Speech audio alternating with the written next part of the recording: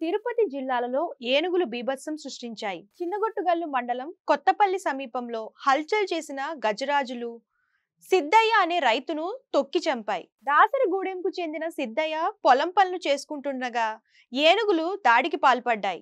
జనవరి 19వ తేదీన కూడా నారవారిపల్లె ఉప సర్పంచ్ రాకేష్ చౌదరి ఏనుగుల దాడిలో మృత్యువాత పడ్డారు. వరుస ఘటనలతో స్థానిక ప్రజలు తీవ్ర భయాందోళనకు గురవుతున్నారు.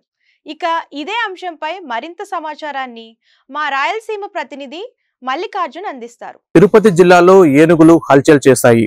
పొలం పనులు చేసుకుంటుండగా కొత్తపల్లి సమీపంలో సిద్ధయ్య అనే ఒక రైతును కూడా తొక్కి చంపినటువంటి పరిస్థితిని మనం చూస్తున్నాం. గడిచిన 3 నెలల్లోపు కూడా ఏనుగులు అయితే అక్కడ బీభత్సం చేస్తున్నాయని మనం చెప్పుకోవచ్చు. ఎందుకంటే ఆ పొలాల్లో ఉన్నటువంటి రైతులు కూడా ఈ ఏనుగుల గుంపు ఎప్పుడు తమ మీద పడుతుందో అన్న ఒక భయాందోళన అయితే ప్రస్తుతం నెలకొంది. ఈ క్రమంలోనే కొత్తపల్లి సమీపంలో మనకు ఈ సిద్ధయ్య అనే రైతు కూడా ఆ పంట పొలాల్లో పనిచేసుకుంటూ ఉన్నాడు. ఒక్కసారిగా ఏనుగుల గుంపు అన్నది కూడా పొలంలో పడిందని చెప్పవచ్చు. ఈ క్రమంలోనే సిద్ధయ్య పరిగెత్తినా కూడా తన ప్రాణాలని కాపాడుకోలేకపోయాడు. ఒక్కసారిగా ఏనుగుల గుంపు అతని పైన దాడి చేసిందని చెప్పవచ్చు. ఒక్కసారిగా ఆ తొక్కి సల్లాటలో పూర్తి స్థాయిలో సిద్ధయ్య అక్కడికక్కడే మృతి చెందాడని చెప్పవచ్చు. గడిచిన 3 నెలల్లో కూడా ఈ ఏనుగులైతే అక్కడ పూర్తి స్థాయిలో సంచరిస్తూ అక్కడ రైతులనైతే ఆందోళన కలిగిస్తున్నాయని మనం చెప్పుకోవచ్చు. గతంలో కూడా నారావారిపల్లికి చెందినటువంటి ఉప సర్పంచ్ కూడా జనవరి 19వ తారీఖున కూడా అతను కూడా చనిపోయినటువంటి పరిస్థితిని మనం చూసాం ఈ తొక్కిసలాట్లోనైతే. ఈ సంఘటన మరొక ముందుకే మరోసారి మనం చూసుకోవచ్చు. ఈ సిద్ధయ్య రైతు కూడా